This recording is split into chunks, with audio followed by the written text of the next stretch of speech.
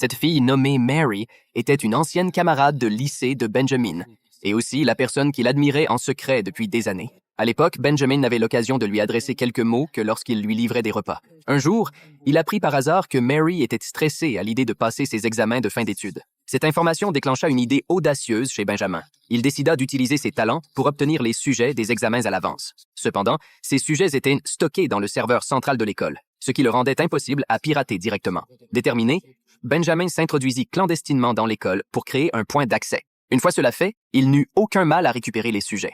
Mais à peine avait-il accompli sa mission qu'il fut surpris par un agent de sécurité. Heureusement, comme il n'avait ni antécédents judiciaires ni causé de dommages, il fut condamné à 50 heures de travail d'intérêt général. Pendant cette période, il fit la connaissance d'un homme nommé Mark. Au fil des jours, Mark manifesta un vif intérêt pour les compétences de hacker de Benjamin. Bien qu'il ne comprenne rien à la programmation, Mark avait un talent particulier pour analyser les faiblesses humaines et manipuler les autres. En termes simples, il savait mentir et tromper avec aisance. Benjamin, qui n'avait jamais eu d'amis, fut flatté par l'admiration de Mark et devint son ami. Grâce à lui, Benjamin fit la connaissance de 2 autres personnes. La première était Steven, un expert en programmation, passionné par la recherche de failles dans les systèmes. La seconde était Paul, un maître en matériel électronique, capable de résoudre n'importe quel problème lié à un appareil. Curieux de voir de quoi Benjamin était capable, ils lui demandèrent de démontrer ses talents. En seulement 30 secondes, Benjamin parvint à pirater le système électrique de la zone.